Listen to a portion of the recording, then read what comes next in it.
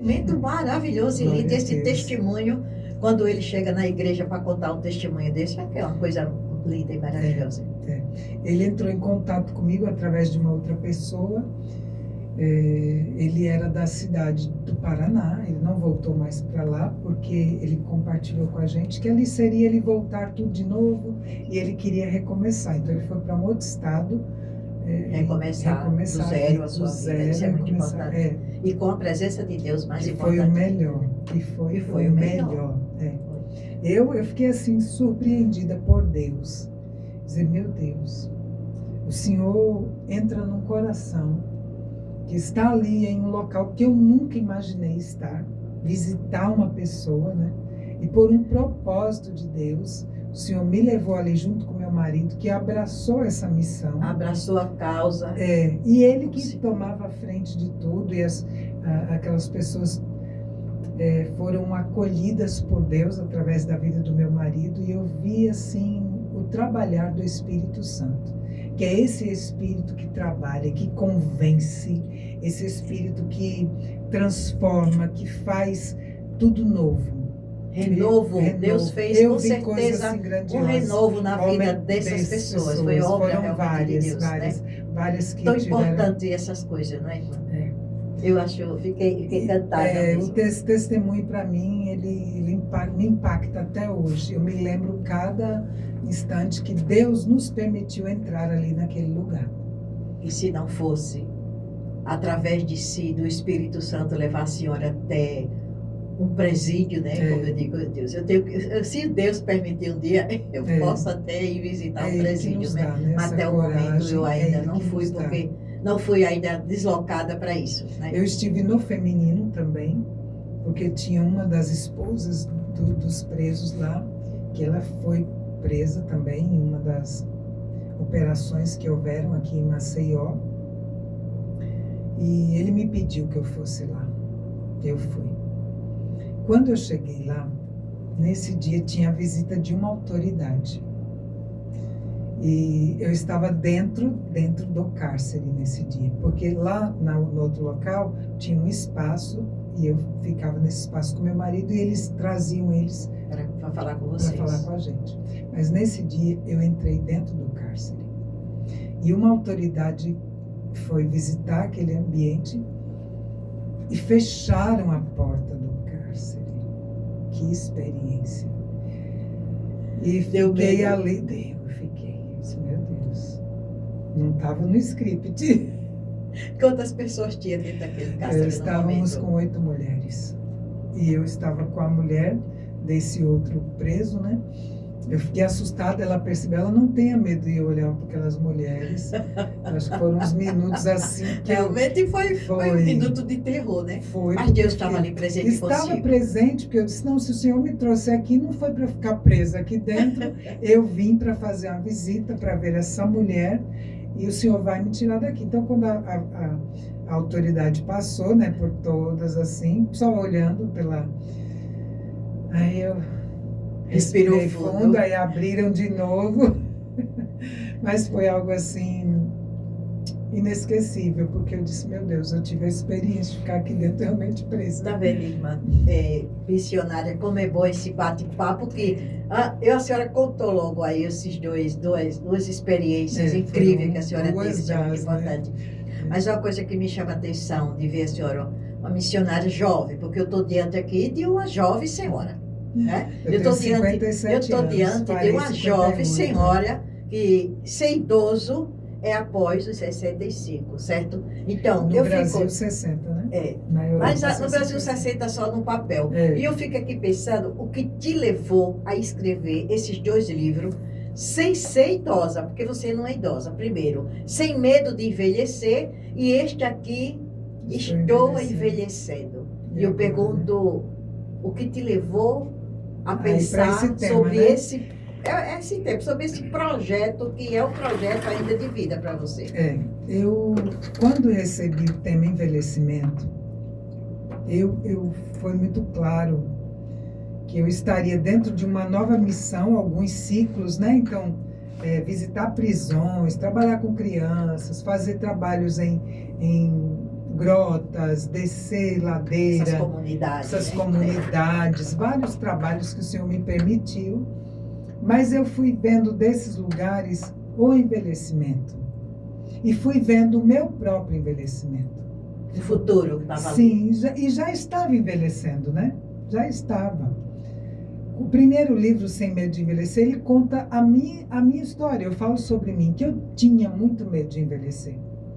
Muito medo porque, diante de uma realidade de um país onde existem muitas necessidades, você não poder pagar um plano de saúde porque você não tem condições, ou você paga o plano, ou você paga outra despesa. Onde o idoso é esquecido. Onde o idoso é esquecido, onde você tem tantas necessidades.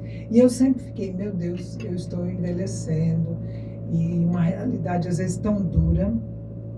Então esse livro ele me levou de volta a um curso de técnico de cuidador. Eu voltei para a sala de aula para estudar. O primeiro livro foi 1 ano e meio. Foi 1 ano e meio de estudo, e dentro desse 1 ano e meio, uma das minhas professoras percebia a minha identificação com o tema envelhecimento. Quando ela percebeu isso, você tem que estar dentro da faculdade de gerontologia. O que, professora? Gerontologia. Estudo do envelhecimento. Estudo do envelhecimento. Ela já mandou ali o link da faculdade. Eu estava prestes a terminar o curso, ter meu diploma de técnico de cuidador. Aí ela já mandou o link da faculdade, faça aqui. Aí eu fui para fazer o vestibular. E em julho de 2023, eu estava tendo o resultado que passei e voltei para a faculdade. Que coisa boa. Eu já estou em reta final, né, de curso, que são 4 anos de graduação. Sim. Eu fiz a graduação mesmo, eu estou na graduação, partindo para artigo científico, TCC, eu estou nessa reta aí. Quer dizer que você está numa preparação, sim, psicologicamente e através das universidades para o seu envelhecimento. Sim, primeiro por mim. Tem coisa mais importante do que isso, não é verdade? Esses cursos, eles me abriram os olhos para tantas coisas que às vezes a população não está ciente disso, preparada. E nós precisamos, envelhecer é uma preparação. As pessoas querem se preparar quando já chegaram aos 60. E elas poderiam começar como eu comecei, com 45. Isso é verdade. Né? E eu digo que eu poderia ter começado um pouco antes, com 40, com 39. Com 35, isso mostra que não há tempo para começar esse envelhecimento. Mas ele precisa ser pensado, planejado para essa viagem que é para a vida. Que corpo você quer ter aos 70? Eu sempre olho para mim, que corpo eu quero chegar aos 70? Com que cara você quer chegar aos 70? Com que cara eu quero chegar? Com que mente, com que pensamento, com que vida eu quero chegar? Eu quero chegar dando trabalho? Ou eu quero chegar tirando o trabalho das pessoas e sendo um instrumento? É uma missão. Aí eu acolhi esse tema como a minha missão, que eu volto ao tema, quando eu comecei a pensar em envelhecimento, eu disse, não tem nada a ver. Eu comecei a pensar, aí depois tem tudo a ver. Olha o que aconteceu comigo. Eu estava na pia, lavando louça. Eu tenho um Instagram que chama Entrei nos Enta. E essa frase ficava ali, entrei nos Enta. Que história é essa? Pensando, não tinha feito nada ainda, né? Nem livro, nada ainda. Nada. Tudo pensando, anotando, guardando anotações. Aí eu fui pregar em uma igreja. Isso era um sábado. Eu fui pregar em uma igreja no sábado à noite. Preguei. Quando foi terminando, o pastor da igreja vem. Aí olha para mim assim, diz assim, missionária, eu nunca te vi. Mas aquilo que você tem pensado é da vontade de Deus. Eu quase, né? Jesus, assim, é Deus falando.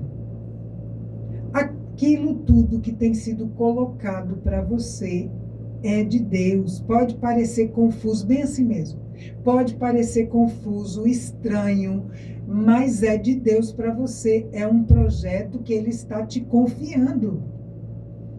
Eu voltei para minha casa pensativa aquela noite e comecei, eu disse, é de Deus. Aí foi que veio o primeiro livro. Eu fui buscar as anotações e comecei a escrever o livro. Peguei as anotações e comecei. Eu disse, agora me guia, eu nunca escrevi nada, não tenho ideia. E Deus foi ali conduzindo. Quando eu escrevi o primeiro, eu disse, o envelhecimento ele é um tema amplo. Você trabalha na área, você fez 30 anos, né? Você 30 sabe anos muito bem. Que eu trabalho com idosos. Pronto, você sabe muito bem do que eu estou falando.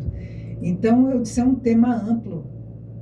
Então, esse leque vai ser aberto. Aí foi quando veio esse segundo livro, Estou Envelhecendo e Agora, que ela é uma coletânea. Eu escrevi 10 capítulos e eu convidei 8 pessoas que trabalham no envelhecimento para darem suas contribuições. E eu fecho com o 20º capítulo, com a conclusão do livro. Então, o que ao longo dos anos, então desde 2023, quando houve o primeiro lançamento, né, que eu venho trilhando sobre o tema, que primeiro foi por mim. Eu precisava quebrar alguns preconceitos, eu não gostava do envelhecimento, eu não gostava de me olhar envelhecendo. Não gostava de se ver no espelho. Não, e eu falo sobre isso, de bem com o espelho. Primeiro eu precisei resolver a minha vida, estar bem comigo, com os cabelos brancos que eu deixo, se eu tiver que tingir mais na frente, não vou ter problema com isso, mas eu precisei ficar de bem comigo mesmo, me resolver, estar em paz comigo mesmo. Nós estamos diante de uma sociedade que ela não aceita o envelhecimento. Olha, eu não tenho problema com qualquer procedimento. Quem quiser fazer, quem tiver dinheiro, faça, está à disposição. Mas primeiro resolva aqui, fique bem. Foi o que eu escolhi. Eu precisava estar bem comigo aqui e aqui. A minha mente e meu coração alinhados. Tudo certo. E os livros, eles foram tratando exatamente foram fluindo e ter certeza que ainda vem o terceiro. Se Deus quiser. Bem, o terceiro eu estou fazendo, mas eu entrei na temática do luto, que faz parte do envelhecimento. Aí eu trato sobre o luto. Em breve a gente vai. Eu falo para você quando eu lançar. Lógico, quando você for para lançar, espero que a missionária possa vir aqui fazer esse lançamento aqui, para a gente fazer aqui pela Rede Legalidade, né? Uhum. E nós vamos fazer o maior sucesso em cima desse livro. Mas, missionária, um tema que a senhora falou muito importante foi sobre o luto dos idosos. E nesses 30 anos que eu trabalho com idoso, é onde eu vejo toda a depressão vir a partir do momento do luto. Mas a gente vai parar um pouquinho aqui, que eu queria só agora saber, como assim, eu estou sabendo e assisti um outro dia, a senhora estava fazendo um lançamento deste livro aqui, e foi para Portugal, gente. Meus portugueses, meus amigos, que eu tenho dupla nacionalidade. Então, meus amigos portugueses, olha, depois eu vou levar esse livro aqui até vocês, tá bom? Para vocês verem e vocês procurarem. Está na livraria lá em Portugal? Eu vou procurar saber como é que está, Procure, né? Porque eu quero saber como a senhora foi chamada para levar este livro para ser também publicado lá em Portugal.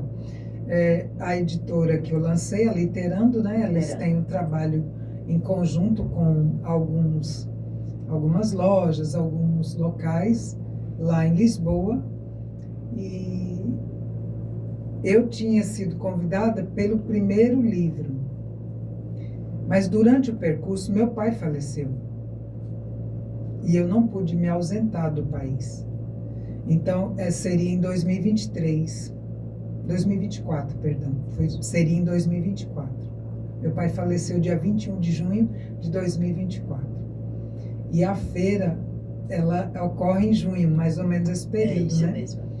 Então, eles renovaram o convite para 2025. Então, eu fui o ano passado a Lisboa, participar da Feira do Livro. Que espetáculo. Gostou? Muito. Que espetáculo, organização, tudo muito bem organizado. A feira ela é um mês praticamente, né? Isso mesmo. No período do verão. Então as pessoas vão com seus carrinhos para comprar. Tem gente que sai fazendo a feira mesmo. A feira é uma a feira. feira é uma feira. Eu fiquei assim maravilhada como eles leem e como valoriza a leitura. A gente encontra ali, eu costumava chamar de devoradores de livros. Incrível. Eu fiquei assim, uau, Então eu ter estado ali, digo que foi um privilégio da parte do Senhor. E fiquei num stand alguns dias, eu ia, apresentava o livro, e foi muito bom. Foi uma experiência assim, muito boa, ter visto a organização do evento. Uma feira imensa, uma praça inteira, que é enorme, dedicada a livros, né? A livros. Eu fiquei assim, maravilhada. Então, esse convite havia sido feito para o ano de 2024, pela situação do falecimento do meu pai, eu não pude ir, e eles renovaram para 2025, eu fui. Eu tenho uma família que mora em Portugal, muito querida, já estão lá há alguns anos, então quando eu recebi o convite, eu compartilhei com eles, você vai ficar aqui em casa, você vai ficar com a gente, então eles me deram todo o suporte. Eles fazem parte de uma igreja lá, me levaram a algumas igrejas, eu vendi dentro de algumas igrejas que eu estive lá, então eu tive uma acolhida muito grande. E eu sempre digo, o propósito de Deus, em cada detalhe, ele é cumprido na vida daquele que confia nele. Com certeza. Quando se tem a confiança no Pai, as coisas é completamente diferente. Quando eu recebi o convite, eu digo para você que eu relutei. Por que eu relutei? Eu disse, eu em euro, como que eu vou a Portugal? Então, os meus olhos viam o valor da passagem. Mesmo tendo um local para ficar, eu teria algumas outras despesas. Então, meu Deus, como que eu vou pagar em euro? Aí eu calculava, está fora da minha realidade. E um dia eu recebi uma palavra da parte do Senhor, em meu devocional e falando com Deus. Efésios 3:20, ele faz infinitamente mais de tudo quanto pensamos. Eu digo, o Senhor está dizendo isso. Então, se o Senhor me quer, se os meus pés serão colocados em Portugal, eu estou em tuas mãos. A viagem, ela estava programada para junho, a feira começaria mais ou menos dia 3 de junho. Em janeiro eu não tinha passagem ainda. Eu não tinha. E eu olhava, e cada vez que eu olhava, mais caro, mais caro. Deus proveu. Proveu. Mais ou menos final de janeiro, eu entrei no site, um sábado tranquilo, eu disse, eu vou entrar no site hoje e vou pesquisar. E lá estava um valor que eu parcelei e poderia pagar. E quando eu cheguei, o dia da viagem, já estava com a viagem paga, porque eram só em 4 vezes. Sim. Então foi fevereiro, março, abril, maio. No caso, a editora, ela faz o convite, mas ela não por patrocina. Conta porque eu não sou escritora pela editora, eu sou independente. Eu escolhi uma editora para lançar o livro, mas eu fui por minha conta. O que eles fazem é nos dar uma carta de entrada para o local, então você tem uma justificativa por que está entrando no país, o que vai fazer, abertura para os estandes e algumas ações que eu precisava desse documento da editora, mas foi tudo por minha conta. E um milagre, eu vivi um milagre. Você viveu um milagre? Eu digo assim, eu botei os meus pés em Portugal, que às vezes eu não tinha dinheiro para ir ali. Está tá vendo como é as coisas? Irmã, Deus nos faz movimentar, não é? Com certeza. Por isso que é vidas em movimento, né? O que estamos fazendo aqui agora. Eu gostaria, inclusive, de lhe fazer uma pergunta de grande importância para as igrejas aqui do mundo mundial, não é só dentro de Maceió, mundial, né? No caso, qual é a importância das igrejas terem atividade para acolher seus membros? Existe algum projeto para isso? A igreja, ela é o suporte de Deus na terra. Eu vejo a igreja assim. É claro que dentro de um local onde existem pessoas falhas, onde existem pessoas que muitas vezes não estão voltadas para o sentido real do que Deus deixou como sua igreja.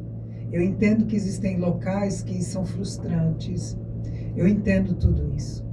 Eu entendo que existem locais onde as pessoas deixam de cumprir aquilo que Deus realmente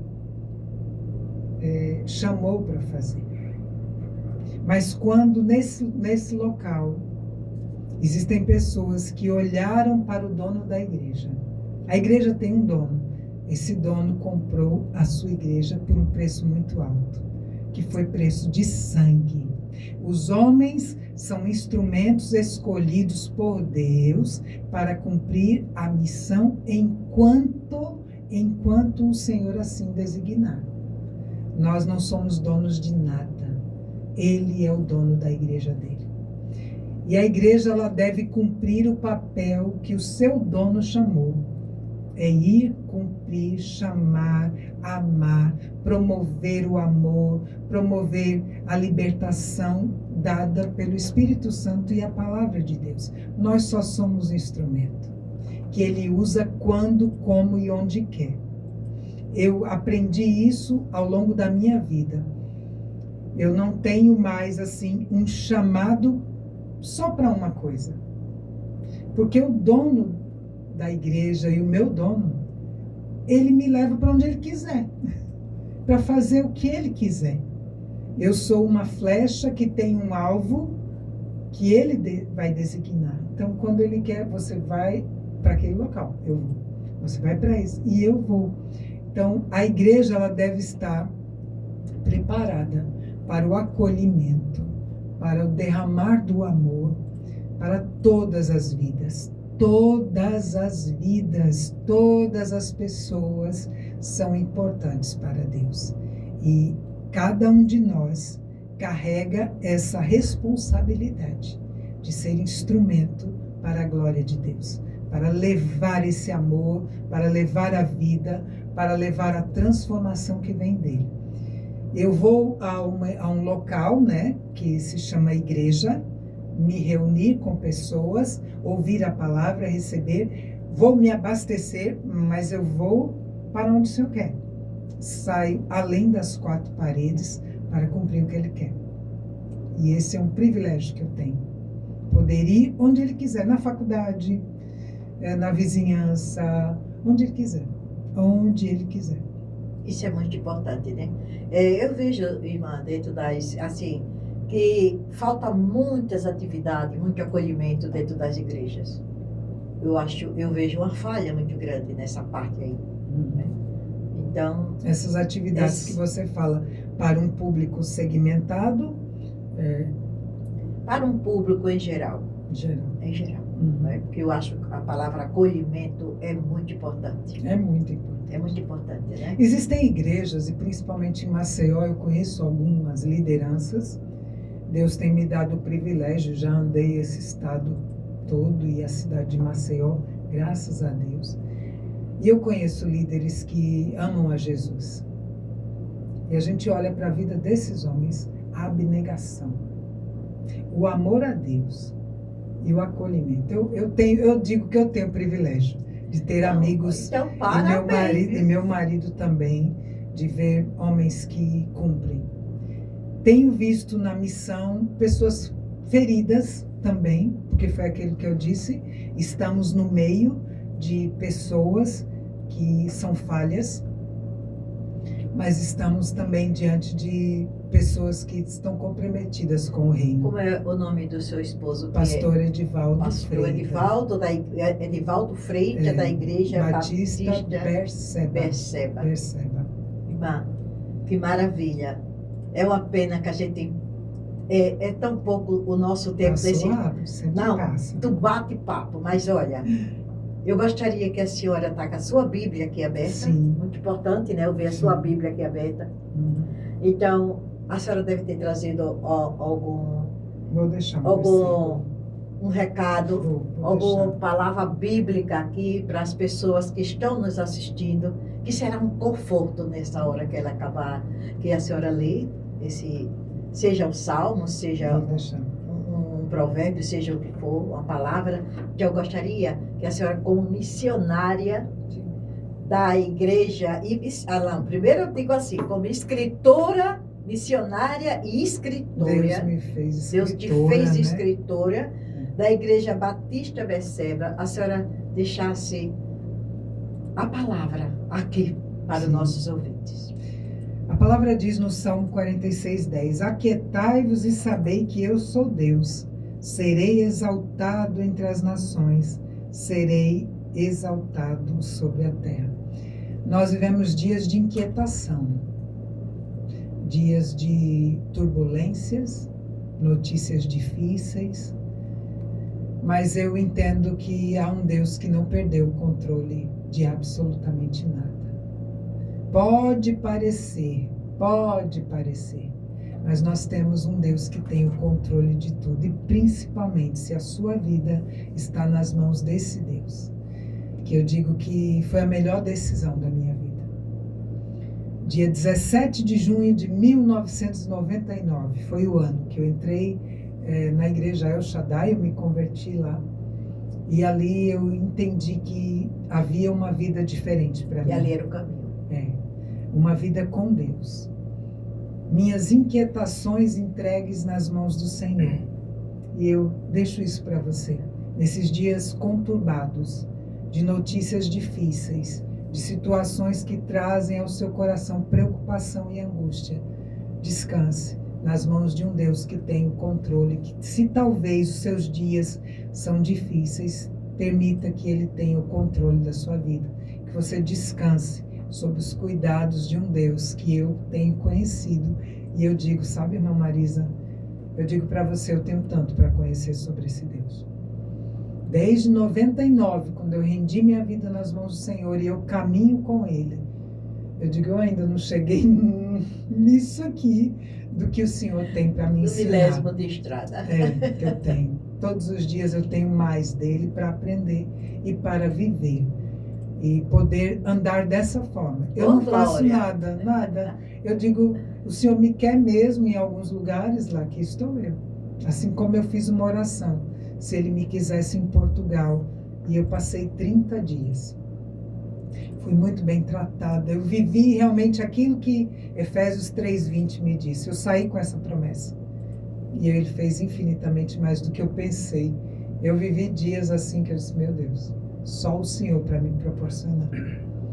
Então se aquiete seu coração diante das turbulências da vida que a gente atravessa, né, irmã Marisa? Isso é verdade. Às vezes um diagnóstico médico, um exame, uma situação financeira diante de um país que nós enfrentamos tantos altos e baixos, problemas familiares, problemas com você mesmo. Às vezes a gente olha assim, meu Deus, quanta coisa. Então, diante disso, se aquiete e fique diante dele. Ele tem uma resposta, ele tem uma saída. E, olha, missionária Val, foi um prazer enorme, sabe? Te receber aqui nesse bate-papo. É um bate-papo tão gostoso, sabe, gente? Que a gente fica pensando assim, queria mais. Eu sei que a senhora tem muito mais, tem muito mais para dar, mas o nosso tempo é tão curto, né? Se alguém quiser adquirir, eu acho que depois vou deixar as redes sociais. Pronto, logicamente, eu vou fazer nas redes sociais o livro da missionária Val, Estou Envelhecendo, e agora, olha a interrogação, e agora? Por uma velhice melhor. Que seus dias possam ser melhores. Você dedique seus dias a quem cuida de você. Com certeza. E se cuide, hein? Se cuide. Então, gente, olha, estamos terminando o nosso podcast de hoje, Vidas em Movimento, aqui pela Rede Legalidade. Pedir a vocês que vão até o YouTube, né? Dar o seu likezinho assim, seu legal, porque realmente está maravilhoso, viu? E olha, um beijo enorme no seu coração. E que corra tudo bem, tenha um dia de paz. E eu digo a todos vocês, toda honra e toda glória é para o nosso maravilhoso Deus. Beijo no seu coração.